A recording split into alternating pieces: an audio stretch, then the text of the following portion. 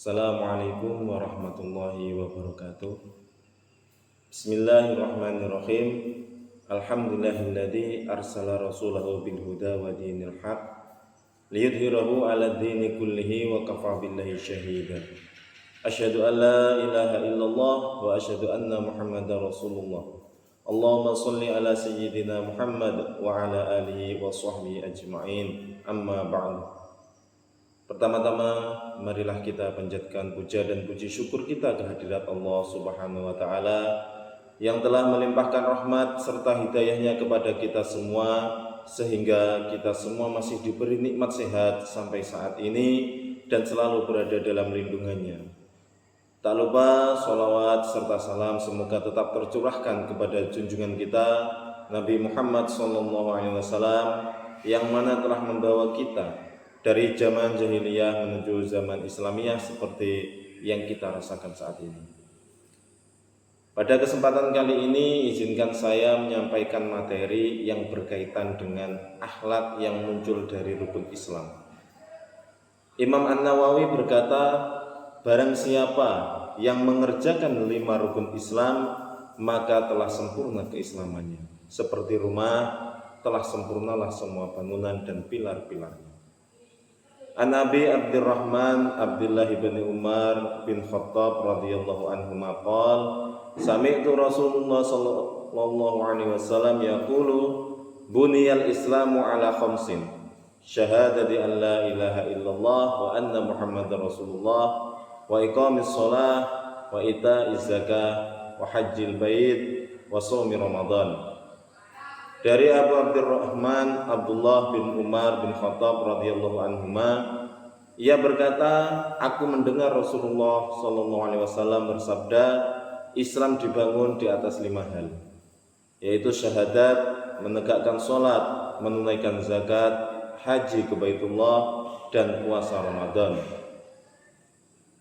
Kita ketahui bersama bahwa rukun Islam yang 5 itu adalah yang pertama mengucapkan kedua kalimat syahadat, yaitu asyhadu an la ilaha illallah wa asyhadu anna Muhammadar Rasulullah.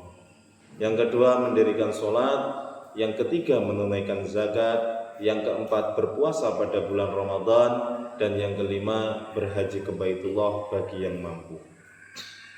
Selanjutnya marilah kita membahas satu persatu akhlak yang muncul dari rukun Islam. Yang pertama tentang mengucapkan 2 kalimat syahadat. Mana asyhadu, saya bersaksi. Tidak melulu hanya percaya dalam hati, karena banyak sekali orang yang dalam hati kecilnya percaya akan kebenaran suatu hal, namun ia tidak bisa menerima kenyataan kebenaran itu. Makanya dulu kaum kafir di Mekah banyak yang dalam hatinya mengetahui dan meyakini bahwa Nabi Muhammad SAW tidak mungkin berbohong. Namun ia tak bisa menerima kenyataan bahwa beliau diangkat menjadi nabi, sehingga tak mau tunduk dan bersyahadat, entah karena gengsi atau takut kehilangan pengaruh ataupun lainnya.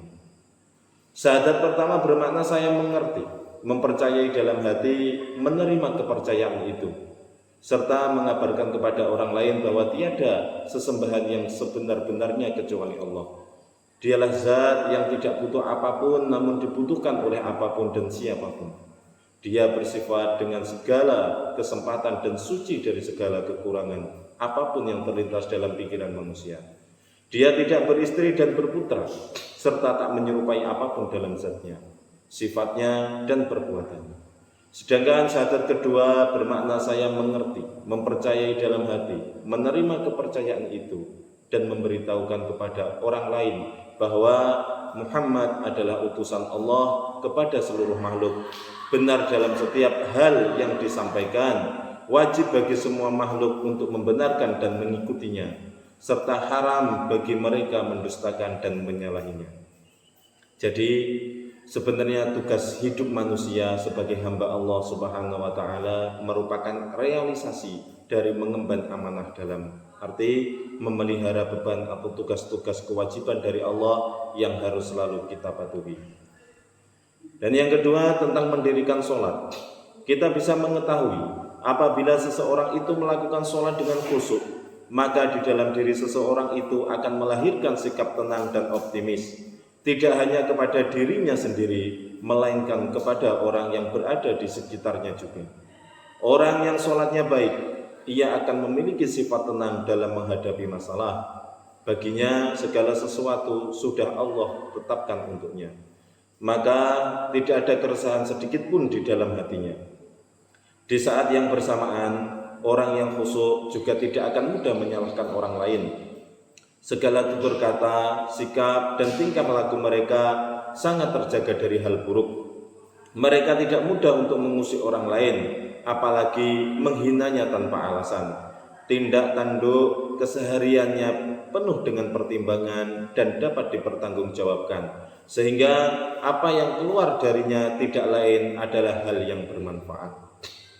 Yang ketiga, tentang membayar zakat. Jadi dengan kita memberikan zakat kepada orang lain, itu merupakan bentuk dasar pengembangan akhlak untuk menjauhi sifat pelit, dan juga dengan membiasakan diri untuk saling berbagi dan berempati. Memberikan sesuatu kepada orang lain sejatinya dapat menguntungkan dirinya sendiri dan juga orang lain, yakni pembersihan diri dari sifat kikir tadi dan juga membangun relasi sosial yang lebih baik. Sebab sesungguhnya manusia selain harus menjalin ikatan dengan Allah, dia juga merupakan makhluk sosial. Istilahnya dikenal dengan hablum minallah wa hablum minan nas. Yang keempat, tentang puasa. Pengertian puasa secara bahasa berasal dari kata as-saum, yang berarti menahan diri dari suatu perbuatan. Sedangkan menurut syara, as-saum adalah menahan diri dari hal-hal yang membatalkan puasa sejak terbit fajar sampai terbenamnya matahari, disertai dengan niat dan syarat-syarat tertentu. Dengan demikian, puasa disebut juga menahan makan dan minum, menahan hawa nafsu, perbuatan dan perkataan yang sia-sia, serta perbuatan yang diharamkan oleh Allah Subhanahu wa Ta'ala. Termasuk juga memasukkan benda-benda ke dalam rongga tubuh seperti minum obat dan sejenisnya. Adapun puasa Ramadan berarti puasa yang dilakukan selama 30 hari pada bulan suci Ramadan. Puasa ini merupakan puasa wajib bagi umat Islam yang telah balik, berakal, dan tidak dalam keadaan haid dan nifas. Tadi telah disebutkan salah satu yang harus ditahan saat puasa adalah hawa nafsu. Di saat umat Islam menjalankan ibadah puasa Ramadan merupakan ajang yang tepat dan momentum untuk mengendalikan hawa nafsu.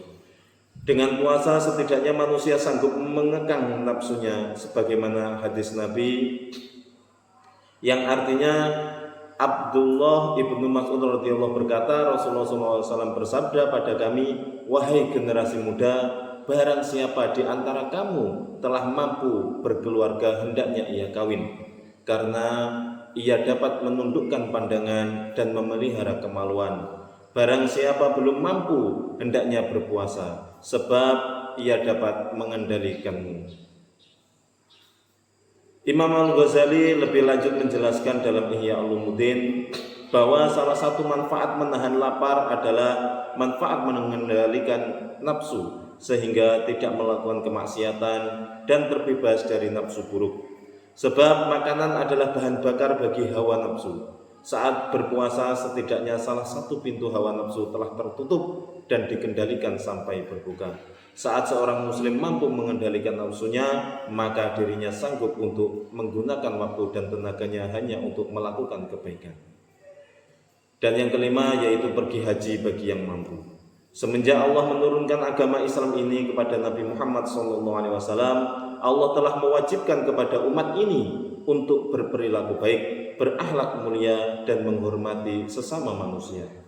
Terlebih-lebih sesama kaum mukminin. Bahkan Islam menjadikan pergaulan dan muamalah yang baik sebagai tolak ukur bagi keimanan seseorang. A'malul mu'minina imanan ahsanuhum khuluqan. Kaum mukminin yang paling sempurna imannya adalah orang yang paling baik akhlaknya. Hadis riwayat Ahmad, Abu Dawud, At-Tirmidzi. Seorang muslim yang sedang menjalankan ibadah haji pada hakikatnya sedang menjalani penggemblengan akhlak. Sehingga bila ia benar-benar menjalani ibadah ini dengan baik, niscaya akan ada perubahan pada kepribadian dan perilakunya. Semenjak pertama kali seseorang memasuki ibadah haji, yaitu dengan berihram, maka ia tidak dibenarkan untuk berkata-kata jelek, atau melakukan kezaliman terhadap orang lain. Bukan hanya perbuatan kezaliman, bahkan hal yang akan mendatangkan kata-kata jelek dan perbuatan zalim dilarang pula. Hal ini untuk membiasakan kita agar bisa menjauhi perbuatan-perbuatan tersebut. Allah berfirman dalam surah Al-Baqarah ayat 197 yang artinya musim haji adalah beberapa bulan yang telah diketahui, maka barang siapa yang telah menetapkan niat pada bulan ini untuk menunaikan haji, maka tidak boleh berbuat rafat, sehingga berbuat kefasikan dan berbantah-bantahan di dalam melaksanakan haji. Rafas adalah berjima atau melakukan hal-hal yang mengundang timbulnya birahi atau berbicara tentangnya di hadapan wanita. Bila hal ini benar-benar dihayati oleh setiap jamaah haji, berarti ia benar-benar menjalani pendidikan akhlak dan penyucian jiwa, sehingga perangai baik dan budi luhur yang ia lakukan selama 1 bulan lebih akan menyatu dengan darah dagingnya. Jadi itulah tadi penjelasan tentang akhlak yang muncul dari rukun Islam. Mudah-mudahan apa yang saya uraikan tadi ada manfaatnya untuk kita semua, dan saya juga minta maaf apabila dalam saya menyampaikan ini terdapat kesalahan yang saya sengaja maupun tidak saya sengaja. Akhirul kalam, wabillahi taufiq wal hidayah. Wassalamualaikum warahmatullahi wabarakatuh.